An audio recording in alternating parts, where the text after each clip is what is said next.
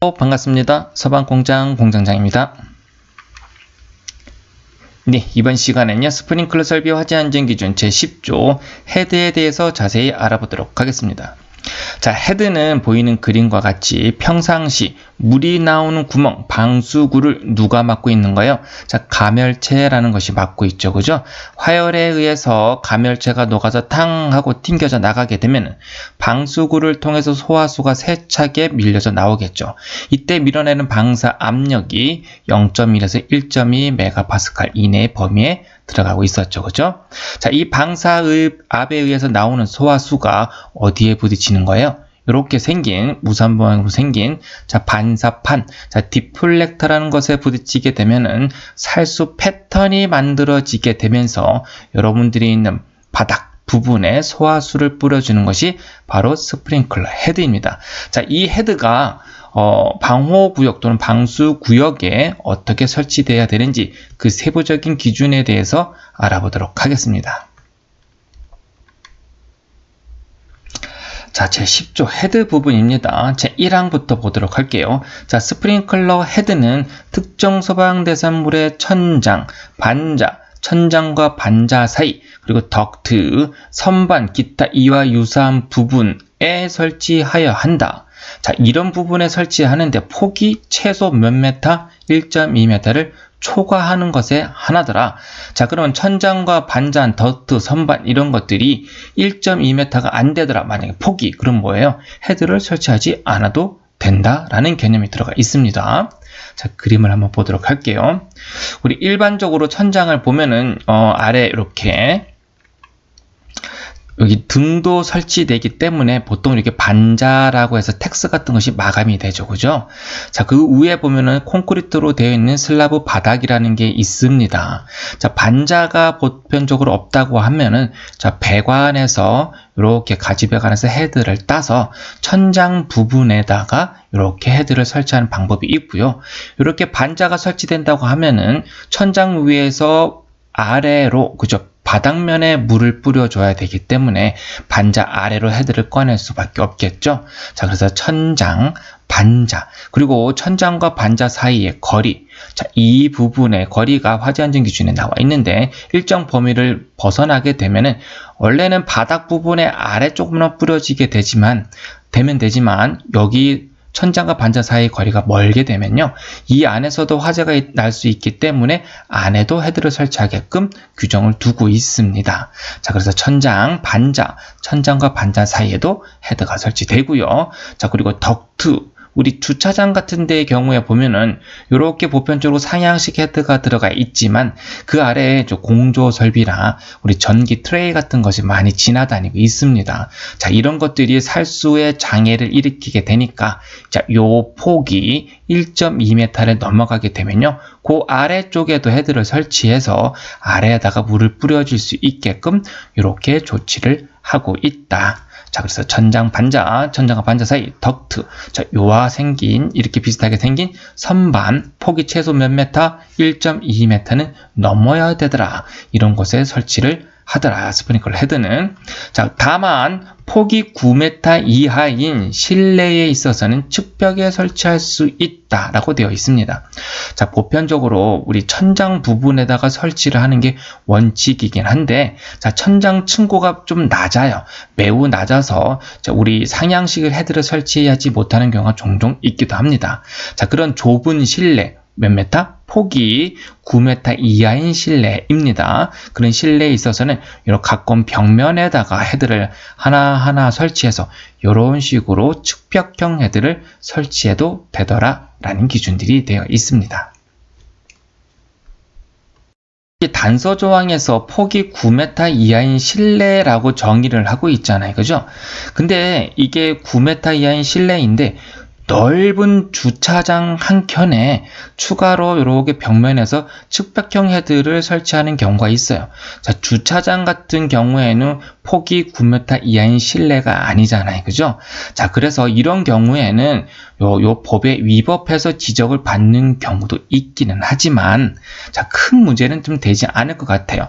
하지만 현장에서는 9m 이하인 실내에 설치하게끔 되어 있는데 넓은 공간에 왜 측벽형 헤드를 설치하냐라고 하면서 가끔 시비가 붙기도 합니다. 자, 이 부분에 대해서는 여러분들도 한번 생각해 보시길 부탁드리겠습니다. 제 2항 계속 이어서 보도록 하겠습니다. 자, 레크식 창고의 경우로서, 자, 레크식 창고라는 것은, 자, 그림을 보면은, 우리 광명 이케아 그 가구 판매 시설이죠. 또는 코스트코 같은 경우에 보면요. 자, 이렇게 렉이라는 것을 여러 단 설치를 해서 그 사이사이마다 물건을 적재하는 경우가 있습니다. 자, 이렇게 설치된 우리가 이 선반을 렉이라고 표현을 하고 있고요. 자, 이런 창고를 레크식 창고라고 표현을 하고 있다라고 아시면 될 것 같습니다. 자, 이런 레크식 창고에 렉이 설치된 창고에 소방기본법 시행령 별표 2의 특수가연물을 저장 취급하는 것에 있어서는 자, 우리 소방기본법 시행령 별표 2에 보면요. 자, 특수가연물이라고 해가지고 가연물인데 가연물은 뭐예요? 불에 잘 타는 물질이죠, 그죠? 근데 특수가연물이라는 것은 유독 잘 타는 가연물입니다. 그래서 면화류, 나무 껍질, 넝마, 사료, 볏짚류, 자, 이런 것들이 요렇게 요 정도 저장량 이상 저장되어 있다고 한다고 하면은, 자, 그것은 특수가연물을 저장 취급하는 장소라고 볼 수 있는 겁니다. 자, 이런 렉이 설치된 창고에 여기다가 특수가연물을 저장하게 된다라고 하면은 자, 위에서 헤드를 터뜨리게 되면 위에 가연물 때문에 이제 아래쪽에 있는 가연물이 물이 안 뿌려질 수 있을 거잖아요. 그죠? 자, 그런 경우에는 렉 옆에다가 배관을 이렇게 올려서 자, 단단마다 헤드를 많이 설치하게끔 되어 있는데 그 높이 기준이 4m 이내로 제한을 두고 있더라. 최소한 못해도 헤드 설치 간격이 몇 m 이내? 4m 이하로 단단마다 헤드를 설치해서 자, 헤드가 터지면 바로 옆에서 물이 뿌려질 수 있게끔 설치를 하라 라고 되어 있습니다. 자, 4m 이하마다 어느 경우에는 자, 특수가연물을 저장 취급하는 경우 있어서는 그렇습니다. 자, 그 밖의 것을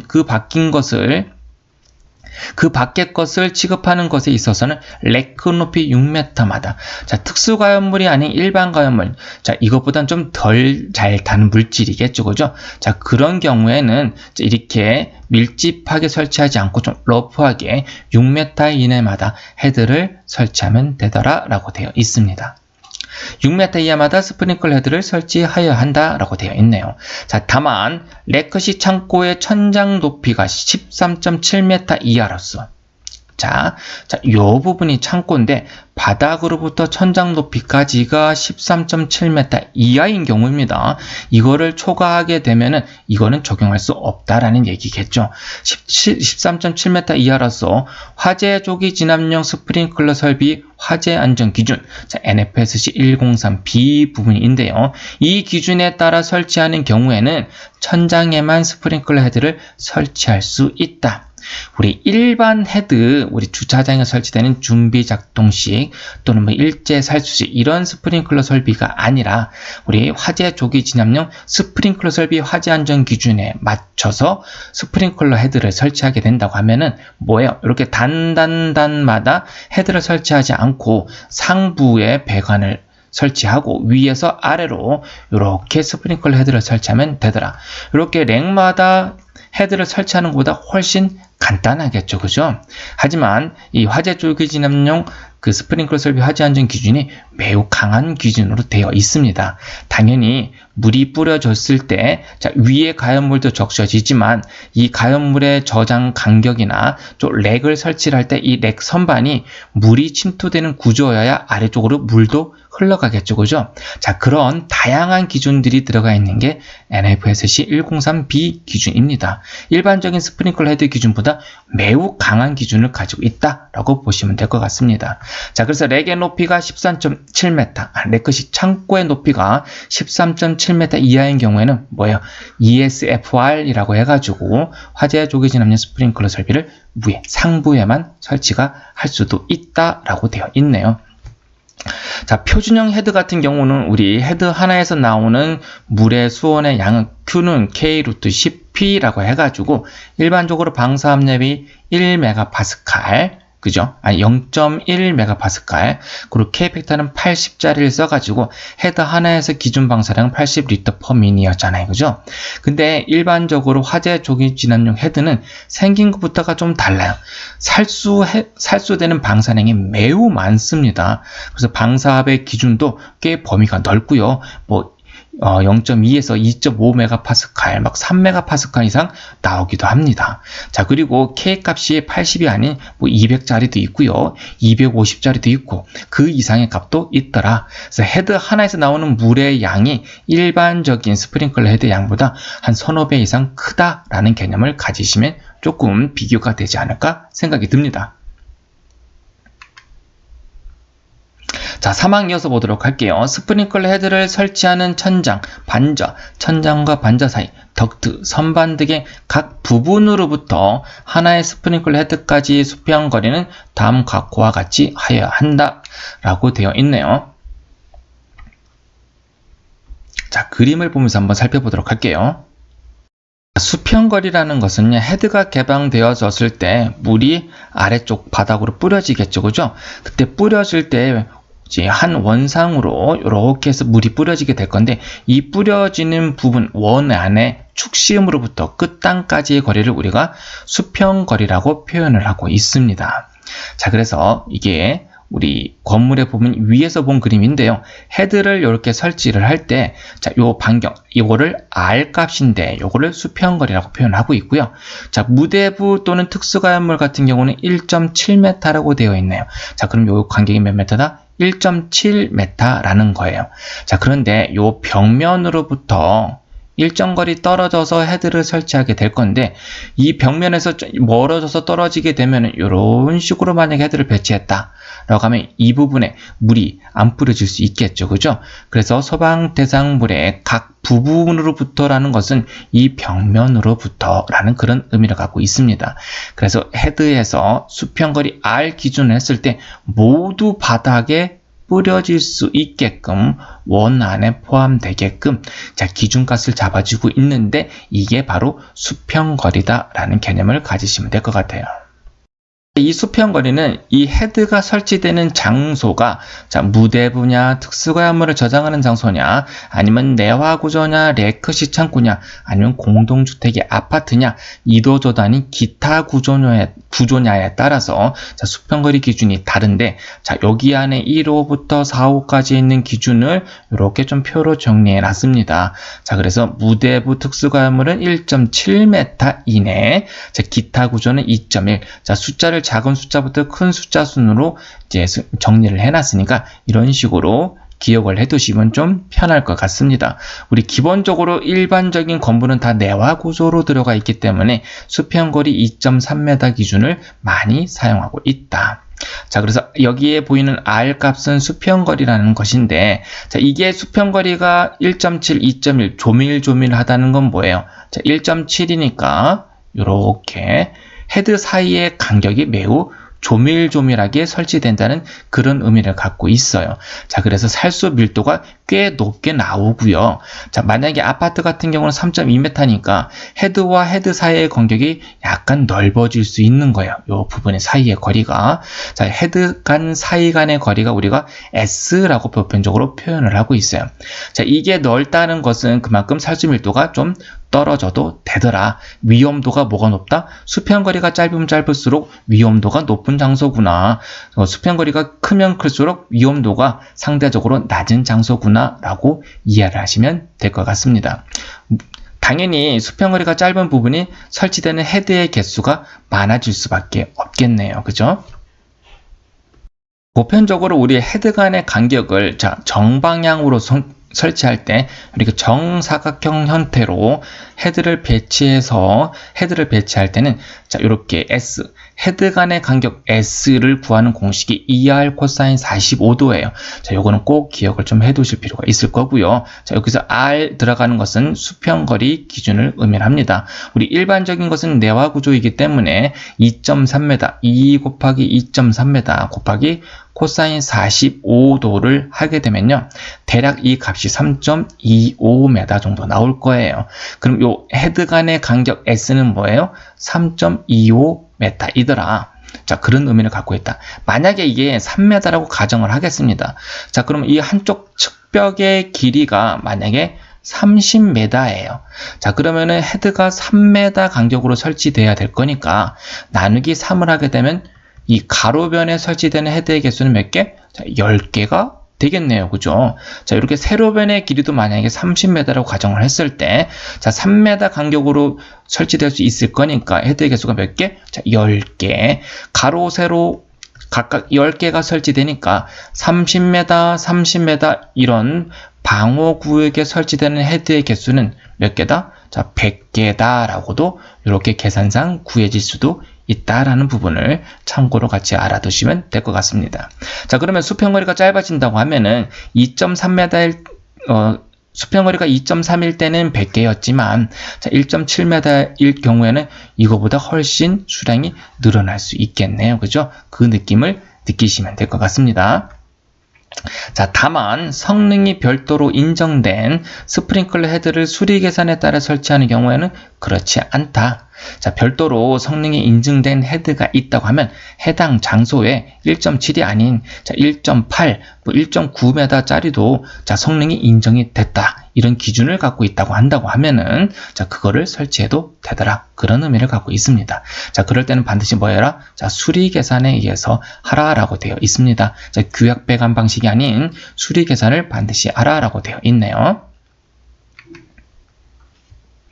자, 사항 보도록 할게요. 자, 0별표 5 소화설비의 소방시설 적용 기준란 제1호 라목 1에 따른 자, 뭐가 복잡하죠, 그죠? 이제 그림 하나 띄워놨는데 자, 여기가 뭐냐면은 우리 시행령 별표 5에 보면은 자, 1호에 소화설비 설치 기준이 있는데 자, 그 중에 스프링클러 설비 라목 1호에 보면은 다라목이 있습니다. 거기에 보면은 무대부라는 게 나오는데 여기에 설치되는 무대부 또는 연소할 우려가 있는 계구부에 있어서는 이렇게 표현이 되어 있어요. 자, 무대부는 여기에 이것을 의미합니다. 그래서 지하층, 부차층, 4층 이상층에 설치되는 무대부 면적이 300제곱미터 이상. 자, 이 다목이 아닌 이외의 층에 있어서는 500제곱미터 이상이. 요 무대부가 300 또는 뭐예요? 500제곱미터 이상인 경우에 자, 그리고 연소할 우려가 있는 계구부라는 건 뭐라고 했죠? 자, 방화구역의 면적은 기본적으로 1000제곱미터이고요. 여기에 만약에 스프링클 헤드 등 자동식 소화 설비가 추가로 설치되어 있다. 그러면 최대 3배까지 완화가 가능해서 3000제곱미터까지 방화구역을 완화할 수가 있습니다. 자, 그래서 이게 여기 보면은 방화구역이 큰 면적이 있다고 가정을 해보겠습니다. 자, 여기가 만약에 5000제곱미터예요. 자, 그러면 3000제곱미터를 넘어가게 되니까 우리 3000 이내로 잘라야 될 거잖아요. 그죠? 그래서 중간에 방화벽을 설치를 해서 화염이 전파되지 않게끔 방화구역을 하여야 되는데 자, 이렇게 방화구역에 에스컬레이터 또는 컨베이어 벨트 등이 설치돼서 방화구역을 할 수 없는 부분이 있는 거예요. 하고 싶어도 못할 수 있는 부분, 자, 이게 뭐다? 연소할 우려가 있는 계구부라고 보시면 되겠습니다. 자, 이 부분이 있는 경우에는 자, 여기에 우리가 스프링클러 헤드를 설치해야 되는데 이런 장소에 있어서는 반드시 뭐를 설치하더라? 개방형 스프링클러 헤드를 설치하더라. 자, 여기에 일반적으로 여기 천장에는 폐쇄형 헤드가 설치되어 있을 거예요. 그래서 화재가 발생되면은 그 부분에 헤드가 터져서 물을 뿌려주겠죠. 그죠? 근데 방화구역 근처에서 화재가 발생되었을 때 요 상부에 있는 감지기가 먼저 동작해서 자, 여기 인근에 설치된 헤드는 개방형 헤드를 설치합니다. 자, 그래서 감지기에 의해서 동작되면 여기 헤드에서 모두 물을 뿌려주는 거예요. 폐쇄형 헤드를 설치하게 되면은 폐쇄형 헤드가 터질 때까지 시간 지연이 꽤 꽤 길어질 수 있겠죠. 그죠? 살수 시간이, 살수가 되는 때까지의 시간이 지연될 수 있습니다. 자, 그 사이에 화염이 전파될 수 있기 때문에, 자, 여기 방화구의 관통 부위에 있어서 연소할 우려가 있는 계구부에는, 자, 바로 물이 쏟아질 수 있도록, 바로 물을, 소화수를 개방시켜서 방화구액을 대신할 수 있도록 무슨 헤드? 자, 개방형 헤드를 설치하게끔 되어 있다. 자, 폐쇄형 헤드는 설치할 수 없다라는 개념입니다. 자, 5항 이어서 보도록 하겠습니다. 자, 5항 보니까, 자, 다음 각 호의 어느 하나에 해당하는 장소에는, 자, 조기 반응형 스프링클러 헤드를 설치하여야 한다라고 되어 있습니다. 자, 그림을 띄워놓고 한번 보도록 하겠습니다. 우리 처음 스프링클러 설비 화재 안전 기준 할 때 제 1조부터 3조 정의 부분 할 때, 자, 조기 반응형 스프링클러 헤드를 했던 것 같아요. 자, 조기 반응형이라는 건 뭐예요? 자, 스프링클러 헤드에 표시되는 부분에, 자, QR이라고 쓰여 있는 것, 자, Quick Response라고 했죠, 그죠? 그래서 기본적으로 RTI라고 해서 Response Time Index라고 해요. 자, 화재가 났을 때 뜨거운 열기류가 천정면에 부딪혀서 흘러가겠죠, 그죠? 이 기류의 속도, 기류의 온도에 따라서 요 감열체가 개방되면서 소화수가 쏟아지게 될 건데, 이 기류 온도, 기류 속도에 반응하는 시간 지수가 매우 빠른 것, 그것을 우리가 RTI 50 이하의 것, QR이라고 해서 조기 반응형 헤드라고 합니다. 자, 일반적인 헤드는요, SR이라고 되어 있어서 스탠다드 리스판스라고 표준 반응형 스프링클러 헤드를 설치하지만, 자, 조기 반응형 빨리 터지는 헤드를 설치하는 장소는 어디냐? 자, 공동주택 또는 노유자 시설의 거실, 자, 오피스텔, 매우 중요한 부분입니다. 숙박시설의 침실, 자, 그리고 병원의 입원실. 자, 이런 장소는 다 뭐예요? 사람들이 숙박을 하는 장소네요. 그죠? 잠을 자는 장소입니다. 자, 잠을 자고 있는데 화재가 났어요. 그죠? 그러면 화재가 나서 헤드가 터져서 소화수를 쏟아줘야 되는데, 이 헤드가 늦게 터지는 SR, 일반적인 헤드를 쓰면은 사람의 인명에 위해를 줄 수 있겠네. 그죠? 그래서 최대한 빨리 터지는, 사람이 자는 장소에는 무슨 반응형 헤드를 써라? 조기 반응형 헤드를 써라 라고 정의를 하고 있는 겁니다. 자, 그래서 아파트에 보면요, 아파트 거실에 침실 같은데 여기 스프링클러 헤드를 자세히 보면은 QR이라고 쓰여 있는 것을 여러분들이 볼 수 있을 겁니다. 어디 놀러 갔을 때 숙박시설에 스프링클러 헤드가 설치되어 있다, 자세히 보면은 QR이 있어야 됩니다. 이게 없다 라고 하면은 잘못 설치된 거겠죠, 그죠? 이런 병원의 입원실, 이런 경우에도 QR자리를 써야 되더라. 자, 6항에 보니까 폐쇄형 스프링클러 헤드는, 폐쇄형은 뭐였죠? 방수구가 감열체가 막고 있는 것. 자, 그 설치 장소의 평상시 최고 주의 온도에 따라, 자, 헤드가 설치되는 이런 장소에 1년 중 최고 온도가 올라가는 날이 있겠죠, 그죠? 그 최고 주의 온도에 따라 다음표에 따른 표시 온도의 곳으로 설치하여야 된다. 자, 헤드가 설치되는 장소의 최고 주의 온도. 자, 표시 온도는 뭐예요? 헤드가 개방되는 온도라고 보시면 될 것 같습니다. 자, 그럼 실내 온도가 그러면 79도씨 되면 헤드가 바로 터지냐? 자, 그런 의미는 아니고요. 79도씨에 도달되고 일정 시간이 지나면은 헤드가 개방되게끔 되어 있다. 자, 그게 뭐다? 표시 온도이다. 자, 당연히 헤드가 설치되는 장소의 온도보다는, 자, 표시 온도가 높아야 되겠죠, 그죠? 자, 이게 낮다, 표시 온도가 낮다 그러면 뭐예요? 평상시 39도까지 올라가는 실내 장소가 만약에 35도짜리 표시 온도를 썼어요. 그럼 이 헤드는 벌써 터지고 난리가 났겠네요. 자, 수선 피해가 클 수밖에 없겠죠. 당연히 헤드가 설치된 장소의 최고주의 온도보다는 표시 온도가 높다라는 개념을 가질 필요가 있고요. 일반적으로 우리 실내에 설치되는 헤드는요, 이렇게 보면 72도라고 표시 온도가 있는 게 보이시죠? 그래서 일반적인 거실은 39도씨 미만으로 보고요. 뭐 72도든 73도든 75도든 79도씨 미만짜리를 사용을 합니다. 하지만 우리 불을 사용하는 주방, 이런 보일러실, 이런 장소 있잖아요. 그죠? 자, 그런 장소는 39도씨보다 훨씬 온도가 올라갈 수 있습니다. 왜? 불을 사용하니까. 자, 그런 장소에는 일반적으로 우리가 64도씨 미만으로 보고요. 우리 아파트에 보면 주방 부분이 되겠죠. 그죠? 그런 경우에는 79도씨 이상 121도씨 미만, 여기에 표시 온도가 72도씨가 아닌 보편적으로 105도 또는 107도짜리를 많이 사용하고 있다. 그렇게 참조로 이해하시면 될 것 같습니다. 자, 다만 높이가 4m 이상인 공장 및 창고, 래크식 창고를 포함한다. 이런 장소에 설치하는 스프링클러 헤드는 그 설치 장소의 평상시 최고 주의 온도에 관계없이, 자, 요런 온도에 관계없이 표시 온도 무조건 121도씨 이상인 것으로 할 수 있다. 자, 할 수 있다는 뭐예요? 해도 되고 안 해도 된다라는 개념입니다. 하지만 공장, 창고, 이런 래크식 창고 같은 경우에는 가연물의 양이 많아요. 화재가 발생되면 화재 강도가 높죠. 그만큼 실내 온도가 금방 올라갈 수 있기 때문에 그런 장소에는 121도씨 이상으로 해도 된다라는 규정을 단서 조항으로 주고 있는 것입니다. 자, 7항 이어서 볼게요. 자, 스프링클러 헤드는 다음 각호의 방법에 따라 설치해야 한다. 자, 1호부터 보도록 하겠습니다. 자, 일단 그림을 띄워놓고 같이 보도록 할게요. 자, 살수가 방해되지 않도록 스프링클러 헤드로부터 반경 60cm 이상의 공간을 보유할 것. 자, 우리 배관을 설치하고 헤드를 이렇게 위로 올려요. 그죠? 자, 그래서 헤드가 상향식 헤드를 설치하게 되면은 이 헤드로부터 물이 아래로 이렇게 뿌려지게 되겠죠. 그죠? 근데 요 가까이에 어떤 장애물이 있으면은 장애물에 가려져서 이 아래 부분에는 물이 안 뿌려질 수 있겠죠. 그죠? 자, 그래서 헤드를 중심으로 반경 60cm 이상의 공간을 반드시 확보하도록 되어 있다. 라는 개념 꼭 기억해 두시고요.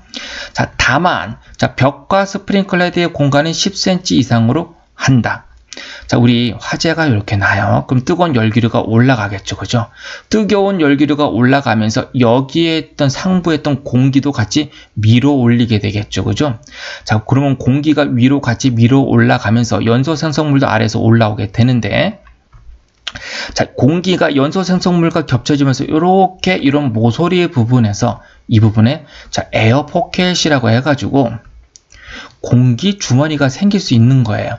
자, 그래서 이렇게 벽에 너무 가까이 붙여지게 되면은 벽 근처에서 화재가 났을 때 이 헤드가 뭐예요? 가멸을 쉽게 할 수 없겠죠. 그죠? 그래서 최소한 벽으로부터 일정 거리 이상 띄어라. 이런 기준이 있는 겁니다. 왜? 가멸을 용이하게 하기 위해서 그 기준이 10cm 이상이라는 것을 두고 있다. 1호에서. 자, 2호 보도록 할게요. 스프링클러 헤드와 그 부착면. 자, 부착면에서 가로 열고 보니까 상향식 헤드의 경우에는, 자, 상향식 헤드의 경우, 요런 헤드의 경우에는 그 헤드의 직상부에 있는 천장 또는 반자, 이와 비슷한 것을 말한다. 라고 되어 있네요. 자, 이렇게 과지배관이 설치돼서 헤드가 설치된다. 그러면 그 위에 천장면이 바로 뭐예요? 부착면이 되더라. 자, 그 부착면과의 거리는 30cm 이하로 할 것. 30cm 천장면과 어디 반사판 디플렉터 여기 가멸체까지를 보시면 될 것 같습니다. 여기까지를 30cm 이내에 헤드가 들어오게끔 하는 게 좋다. 왜냐? 화재가 발생되면 연소 생성물이 천장면을 따고 이렇게 실링 제트 플로우라고 하는데 옆으로 흘러갈 겁니다. 그럼 이 연소 생성물이 흐르는 두께가 있겠죠. 그죠? 자, 이 두께를 30cm까지 보고 있는 거예요. 자, 헤드가 너무 아래 설치되어 있으면은 자, 위에서 이렇게 연소 생성물이 쌓이게 되는데 이 아래는 열을 감지하기 위한 연소 생성물이 다가오지 않을 거니까 가멸을 못 하겠네요. 자, 이 30cm는 뭐다? 가멸을 용이하게 하기 위한 기준이다 라고 보시면 될 것 같아요. 그래서 이 30cm라는 것은 우리 일본 규정을 좀 따온 부분이 있지만 보편적으로 천장 높이에 자, 10% 기준을 두고 있습니다. 그래서 천장 높이가 3m이다 라고 하면 10%는 뭐예요? 0.3m 되겠죠. 그죠? 자, 이게 30cm니까 자, 그걸 기준으로 좀 하고 있는 부분이 있다. 실질적으로는 우리 천장 높이의 10% 정도로 보시면 됩니다. 하지만 화재 안전 기준에는 30cm 이하로 되어 있다. 왜? 가멸을 용이하게 하기 위해서 그렇다. 자, 3호에 볼게요. 자, 배관, 행거 및 조명기구 등 살수를 방해하는 것이 있는 경우 자, 헤드가 이렇게 설치되어 있는데 상향식 헤드가 자, 60cm 반경 이내는 아무것도 없어야 돼요. 근데 이 근처에 뭔가 배관이든 뭐 전기 조명이든 이렇게 만약에 설치되어 있다 라고 하면은 뭐예요? 살수 장애를 일으키네요. 자, 그런 경우에는 1호 및 2호, 자, 요런 규정에도 불구하고 그로부터 아래에 설치하여 살수 장애가 없도록 할 것. 자, 이런 장애물이 근처에 있다. 그럼 뭐예요? 위에 설치하지 말고 어디다? 요 아래에다가 설치를 해서 장애 없이 아래로 물이 뿌려질 수 있게끔 하라, 그런 의미를 가지고 있습니다. 근데 이 장애물 아래로 헤드를 내리다 보면은 천정면으로부터 떨어지는 거리가 멀 수밖에 없겠네요. 그죠? 그래서 화재가 바로 아래에서 나지 않는 이상 이 헤드는 터지기가 어려울 거예요. 자, 가멸의 기준을 둔 게 아니다. 뭐다? 단순히 살수 장애에 대한 기준을 두고 이런 장애물이 있는 경우에는 아래에 설치해도 되더라 라는 기준들이 있는 겁니다. 자, 다만 스프링클러 헤드와 장애물과의 이격거리를 장애물 폭의 3배 이상 확보한 경우에는 그렇지 않다라고 되어 있습니다. 자, 이렇게 아래에 그림이 있는데, 자, 여기 보면 헤드 반경 60cm 이내에 만약에 요 배관 같은 장애물이 있다고 가정을 해볼게요. 자, 요 장애물 배관의 폭이 자, D라고 했을 때, 요 D의 값이 만약에 뭐 한 5cm 짜리라고 할게요. 자, 5cm 곱하기 3배 하면 15cm겠죠. 그죠? 자, 그래서 헤드와 떨어진 거리가 15cm, 요 장애물 폭의 3배 이상이면 15cm니까 3배 이상 떨어진다라고 한다고 하면 뭐예요? 60cm 이내에 있어도 인정해주겠다라는 개념입니다. 요 자체가.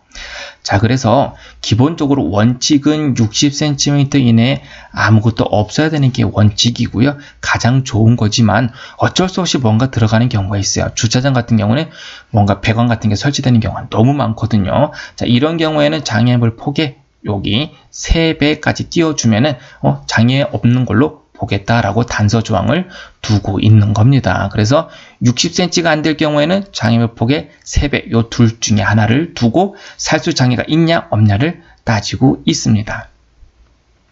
자, 그래서 기본적으로 요 A 값이 장애물과 떨어진 값이 60cm 이상이면 매우 만족인 거고요. 근데 60cm보다 작다라고 한다면 뭐예요? 장애물 폭, 요 D, 요 값입니다. 장애물 폭의 3배 이상 떨어져 있으면 괜찮다. 그런 의미를 가지고 있습니다. 자, 그래도 안 되더라 라고 하면 뭐예요? 이 헤드를 위에서 아래로 장애물보다 아래에 설치하게끔 하면 되더라. 그런 의미입니다. 자, 그래서 여기 보면은 이런 덕트 같은 거, 그리고 지하 주차장 같은 이런 트레이가 정말 많이 지나다녀요. 그래서 이렇게 헤드를 위에다 설치하게 되는데, 위에서 뿌려지는 물이 이 트레이에 걸려서 이 바닥면에 안 뿌려지겠죠. 그죠? 자, 그럴 때 60cm 이상 띄우거나 아니면 이 장애물 폭의 3배 이상 띄우거나 그런 기준을 가지고 있다. 자, 4호에 보니까 스프링클러 헤드의 반사판은, 자, 반사판은 뭐예요? 디플렉터. 요거죠. 우산 모양으로 생긴 거. 자, 이렇게 살수 패턴을 만들어주는 게 반사판입니다. 자, 그 부착면과 평행하게 설치할 것. 자, 부착면은 뭐였어요? 상향식 헤드 같은 경우는 그 위에 설치된 천장 또는 반자였죠. 그죠? 자, 천장 반자는 수평으로 되어 있으니까, 자, 요 반사판도 뭐예요? 수평으로 이렇게 되게 설치를 하라. 이렇게 경사지게 설치하지 말라. 그런 의미를 가지고 있다. 왜냐면은 이게 물이 뿌려지게 되면은 디플렉트에 부딪혀서 아래로 떨어질 거잖아요. 그죠? 근데 만약에 기울여서 이게 반사판이 기울여져서 설치되어 있다. 그럼 물이 이런 식으로 뿌려지니까 바닥에 뿌려지는 살수 패턴이 달라질 수밖에 없겠네요. 그죠? 그래서 천장에 있는 부착면과 평행하게 설치하라. 자, 다만 측벽형 헤드 또는 제6호에 따른 연소할 우려가 있는 계급부에 설치하는 스프링클러 헤드의 경우에는 그렇지 않다. 자, 측벽형 헤드 같은 경우는 물을 옆으로 쏴요. 그죠? 자, 이런 경우에는요, 천장면, 부착면, 이런 면을 따지지는 않습니다. 그냥 살수 패턴에만 신경 써서 디플렉터를 설치하면 되더라 라는 기준입니다. 자, 이렇게 연소할 우려가 있는 계구부에는요, 자, 옆에도 설치하고, 자, 위에도 설치하고 다양하게 설치합니다. 이렇게 위, 옆에, 아래, 옆에 설치하게 되면 디플렉터 모양이 상당히 다양하게 설치될 수 있어요.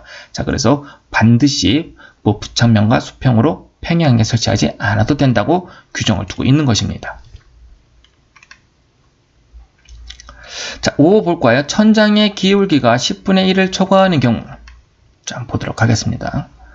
자, 보편적으로 천장은 수평으로 설치되지만 좀 창고, 공장 같은 건물 보면 이렇게 박공지붕이라고 해가지고 소슬지붕이라고 하죠. 이런 모양의 지붕이 있는 경우가 있죠.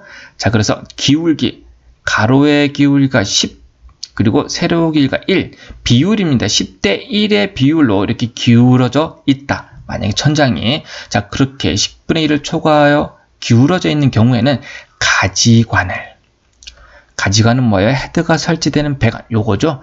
가지관을 천장의 마루는 뭐예요? 지붕입니다. 지붕과 평행하게 설치하고, 자 이렇게 수평으로 설치하는 게 아니라 지붕의 천장의 마루 부분과 평행되게 설치하고, 스프링클러 헤드는 다음 항목의 어느 하나의 기준에 적합하게 설치할 것. 자, 일단 가지배관은 천장과 평행하게 설치하고, 자 그리고 헤드는 감옥과 남옥에 따라서 설치하라. 자, 천장 최상부에 스프링클러 헤드를 설치하는 경우, 자 이렇게 가지배관의 헤드가 설치될 건데, 자, 이렇게 가지배관을 끝까지 올려서 여기 마루 부분, 소슬지붕의 끝부분에 이렇게 최상부에 헤드를 설치하는 스프링클러 헤드의 반사판은 수평으로 할 것.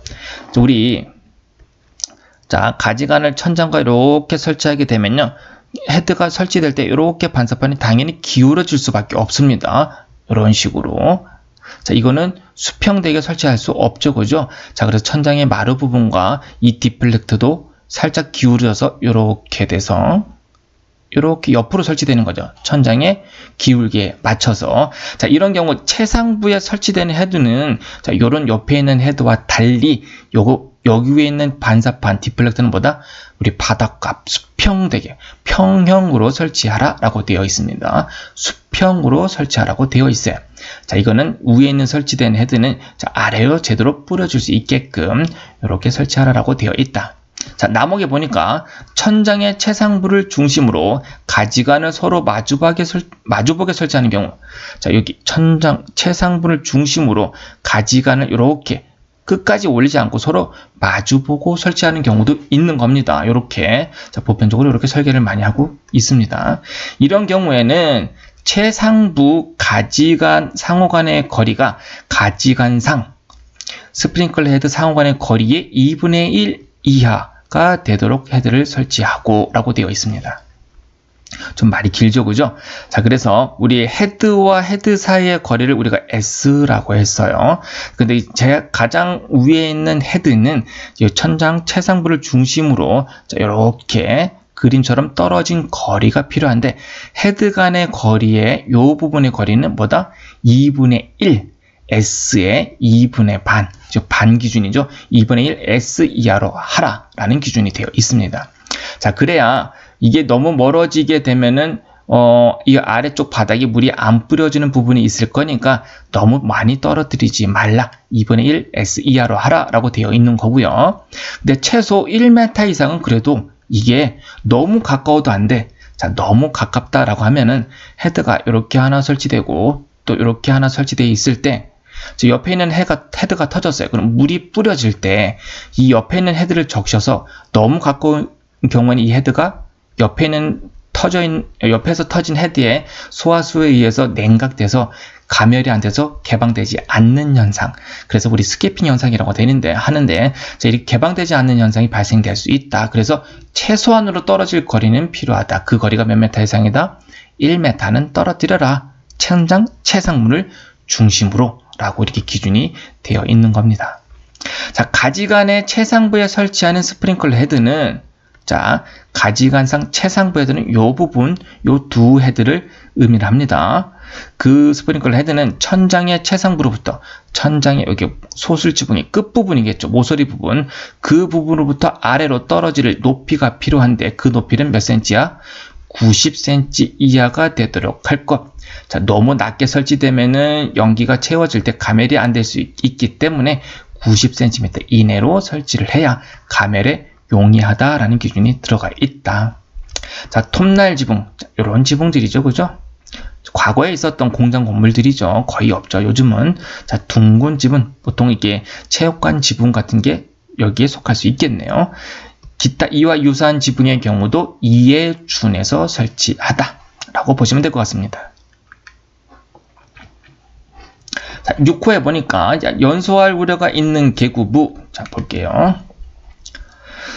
자, 그림을 보도록 하겠습니다. 연소할 우려가 있는 계구부는 자, 방화구획을 관통하는 부분에 에스컬레이터 컨베이어가 설치돼서 이렇게 방화구획을 할 수 없는 부분, 자, 이렇게 이 부분을 우리가 계구부라고 표현을 하고 있습니다. 연소할 우려가 있는 계구부. 자, 그런 장소에도 헤드를 설치할 건데 반드시 무슨 헤드? 자, 개방형 헤드를 설치하라고 했어요. 왜? 신속하게 방화구획을 용이하게 할 수 있게끔 하기 위해서 폐쇄형 헤드가 아닌 개방형 헤드로 되어 있다. 자, 그 상하 좌우, 자, 위에 상, 그리고 아래 하, 그리고 좌측 우측 사방에다가 모두 헤드를 설치하라라는 거예요. 그러니까 사방에서 물을 뿌려서 여기에 이 벽이 설치되지 않으니 이 물로 벽을 세워라, 그런 의미겠죠. 그죠? 그때 헤드 간의 설치 간격이 2.5m 간격으로 하라라고 되어 있는 겁니다. 근데 이 계구부가 이렇게 작아요.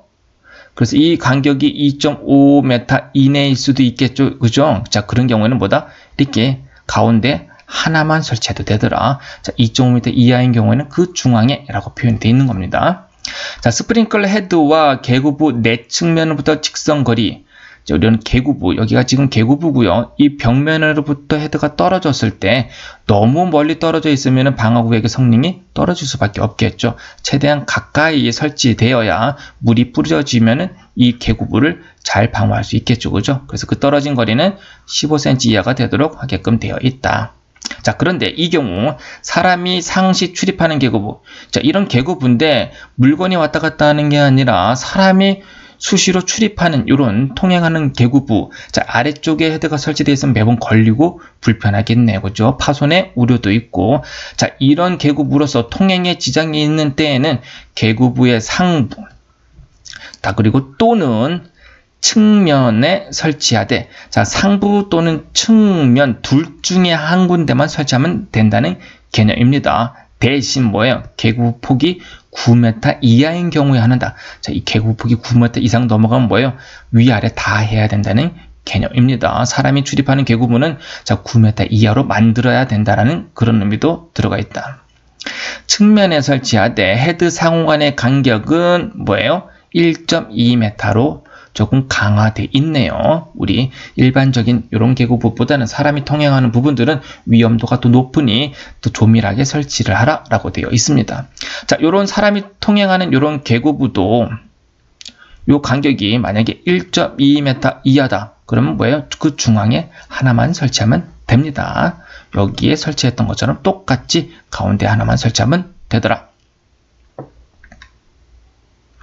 자, 7호에 보니까 습식 또는 부합식 스프링클러 설비 외의 설비에는, 자, 그림을 볼게요.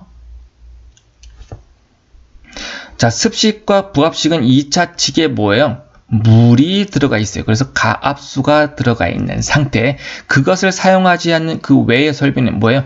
준비작동식 또는 뭐 일제살수식, 이런 스프링클러 설비가 되겠네요. 자, 상향식 스프링클러 헤드를 설치할 것. 우리 보편적으로 위에서 아래로 내리는 하향식을 많이 설치를 하고 있어요. 왜? 반자가 설치되기 때문에 위에서 아래로 내려서 스프링클러 헤드를 설치하게 됩니다. 자, 그리고 반자에서 배관에서 위에서 내릴 때도, 헤드를 내릴 때도 교차 배관 위에 가지 배관이 설치되고 가지 배관 상부에서 배관을 따서 헤드를 내리는 것이 원칙이에요. 그건 뭐예요? 여기에 이제 물때가 끼기 때문에 이렇게 아래에서 위로 올리는 방식으로 물을 준다고 했죠. 그죠? 소화수를. 자, 그런 습식, 부합식 이외에 준비작동식, 일제살수식, 건식 스프링 같은 설비 같은 경우에는 헤드를 무조건 상향식 헤드로 해야 된다라는 개념입니다. 자, 그건 왜 그러냐 하면은 우리가 점검을 할 때 이 밸브를 넘겨서 2차 축으로 물을 넘겨봐요. 자, 그래서 어디 헤드가 깨져서 물이 소화수가 새거나 이런 부분이 없는지를 점검을 하기도 합니다. 자, 그런데 우리 이 주차장 같은 경우에 이런 트레이 같은 게 지나가고 덕트 같은 게 많이 지나다니죠. 그래서 1.2m가 초과하게 되면은 우리 헤드를 설치하는 기준에 1.2m 폭이 넘어가게 되면은 그 하부에도 이렇게 헤드를 설치해야 된다고 표현을 했었죠. 그죠?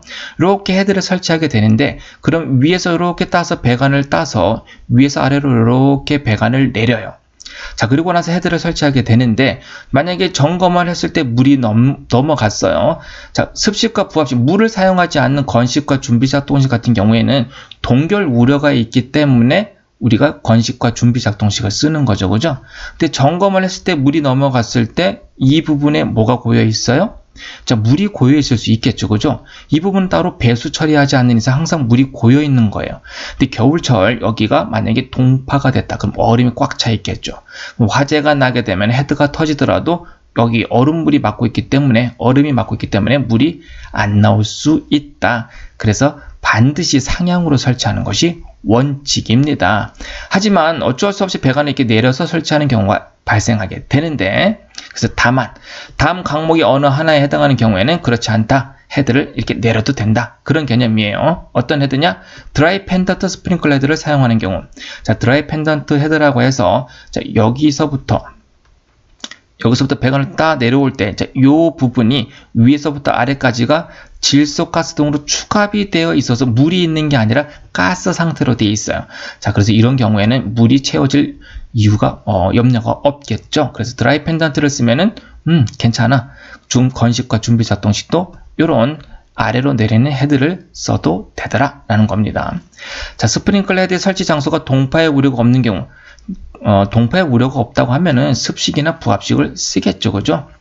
자, 그리고 개방형 스프링클 헤드를 사용하는 경우. 자, 여기에다가 개방형 헤드를 설치한다. 자, 그러면 이 덕트가 길 거잖아요. 그죠? 그러면 헤드가, 아래로 내려온 헤드가 중간중간에 많이 있을 겁니다. 자, 그런데 화재가 여 끝단에서 났어요. 그러면 여기서만 물이 쏟아져야 되는데, 개방형 헤드를 설치하면 여기에서도 물이 막 다 나올 거잖아요. 그죠? 자, 여기에다는 주차장 같은 경우는 개방형 헤드를 쓸 수 없겠죠. 그죠? 이런 경우에는 반드시 드라이 펜던트 헤드만 쓸 수밖에 없고요. 아니면은 일반 배관을 내리더라도 여기에 배수 배관을 설치해서, 오토드립이든 배수관을 설치해서 물을 뺄 수 있는 조치를 해야 됩니다. 이제 개방형 헤드 같은 경우는 어떤 경우에, 이런 무대부에 설치하는 경우, 이런 개방형 헤드 같은 경우는 물이 고일 염려가 없겠죠. 그죠? 그래서 위가 아닌 아래쪽으로 헤드를 내려서 설치해도 되더라 라는 기준이 있습니다.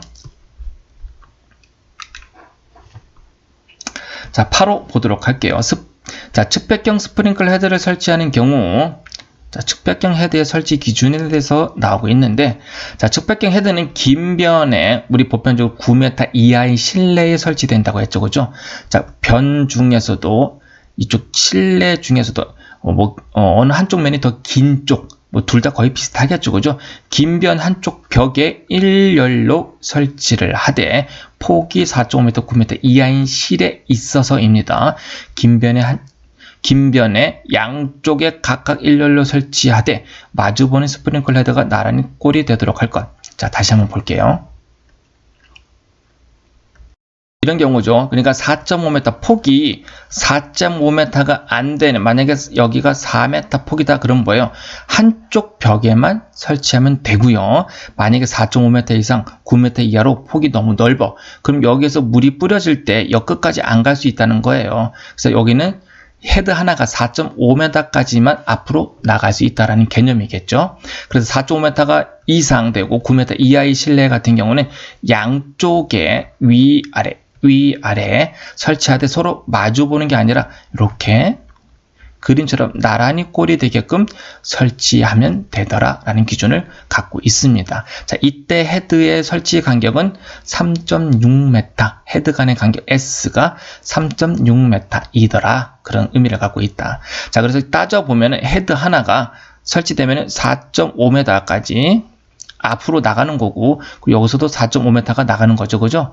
자, 그래서 여기 가운데까지 물이 다 뿌려질 수 있는 거고, 자, 헤드를 중심으로 자, 1.8, 자, 4.5m 앞으로까지 나온다고 하면 요 정도가 헤드 하나가 커버될 수 있는 부분이겠네요.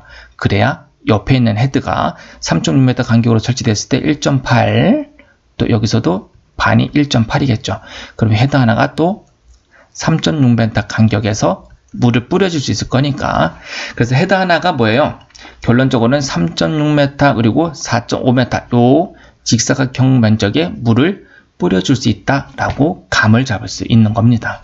자, 헤드 설치 간격 기억해 두시고 서로 마주보게 설치되는 게 아니라 나란히 꼴이 되게 설치를 하더라. 자, 9호 상부에 설치된 헤드의 방출수에 따라 가물부에 영향을 받을 우려가 있는 헤드에는 방출수를 차단할 수 있는 유효한 차폐판을 설치할 것. 자, 우리 상부에 있는 헤드가 터져서 물이 아래로 쏟아지게 될 건데, 자, 그렇게 되면 이 아래에 있는 헤드가 위에서 쏟아지는 물에 의해서 가멸이 안 되겠네요. 그죠? 그래서 쏟아진 물을 막기 위해서 이렇게 생긴 차폐판, 만약에 위에 헤드가 하나 더 있다. 그럼 쏟아지는 물이 이 헤드를 적실 수 있겠죠? 요 가멸체가 젖으면 안 될 거니까 그것을 지켜주기 위한 뭐다? 차폐판을 설치하더라. 자, 그래서 상향식, 하향식, 상하향으로 설치하게 되면 아래에 있는 헤드는 뭐다? 모두 차폐판을 설치를 합니다. 현장에서 간혹 요 차폐판을 지별판으로 알고 있는 경우도 있는데 지별판의 개념이 아니라 뭐다? 위에서 쏟아지는 물을 막기 위한 차폐판의 기능을 갖고 있다라고 이해하시면 될 것 같습니다. 자, 8항입니다. 자, 7항 제2호에도 불구하고 특정 소방 대상물의 보호와 가장 가까운 스프링클러 헤드는 이렇게 되어 있네요.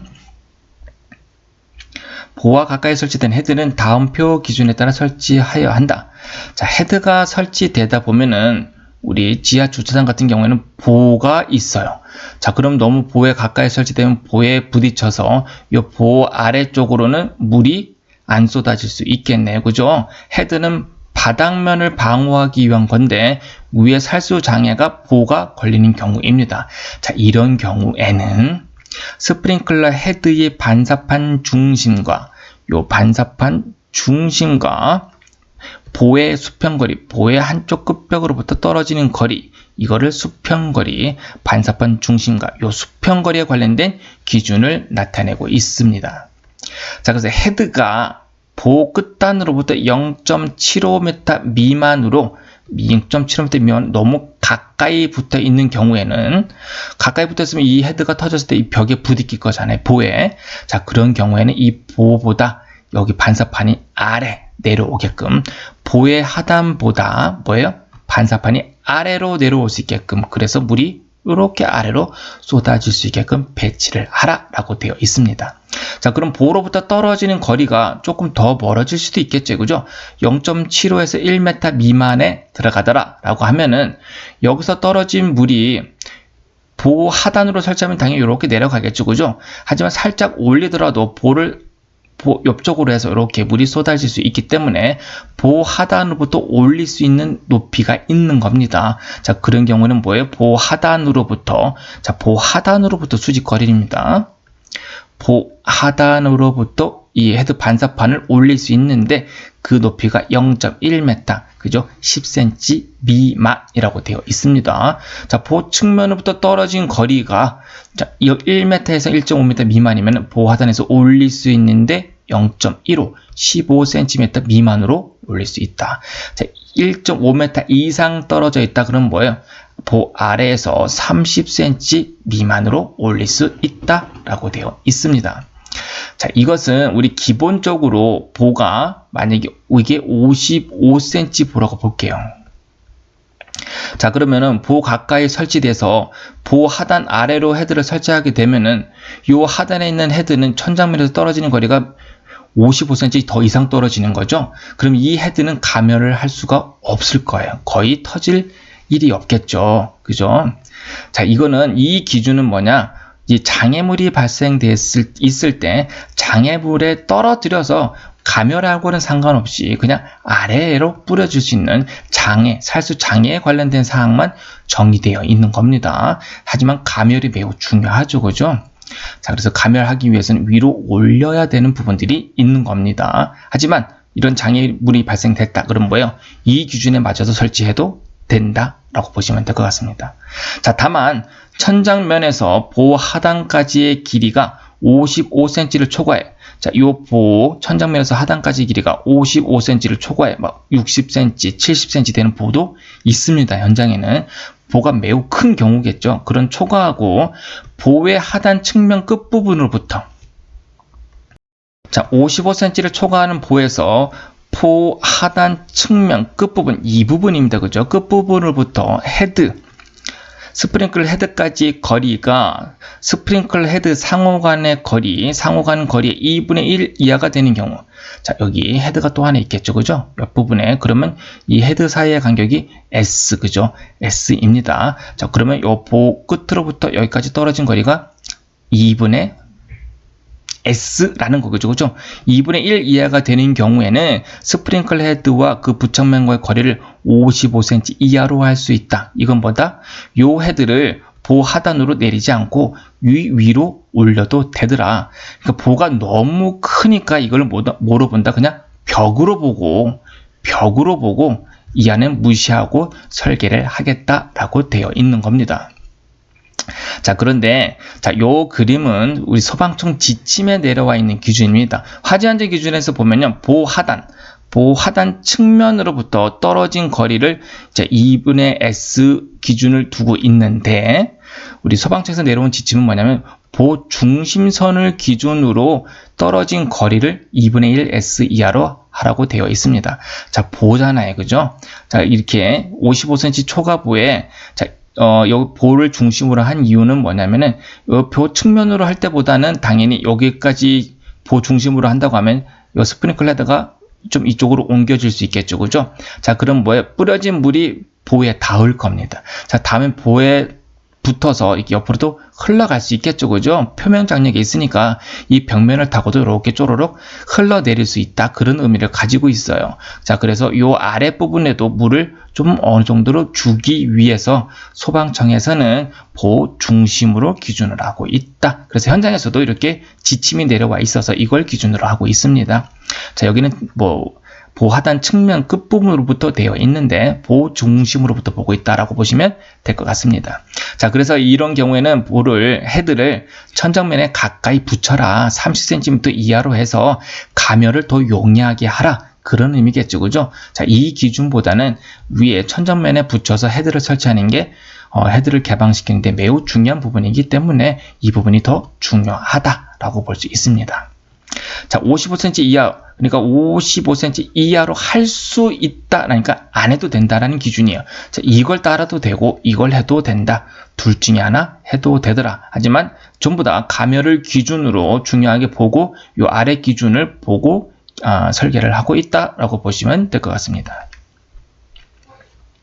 자, 그래서 소방청 지침에 보면요, 자, 관련된 기준 앞에 보셨던 그림이 소방청 지침에 나와 있습니다. 2019년 10월 22일 기준으로 해서 보 중심부로부터 떨어진 거리 2분의 1 S 이하로 헤드를 배치하고 이 헤드는 무조건 위로 올려서 천장으로부터 30cm 이내에 설치해서 가면을 더 용이하게 하라. 보편적으로 요거를 쓰지 말라. 이렇게 보고 있다. 그런 의미를 갖고 있습니다.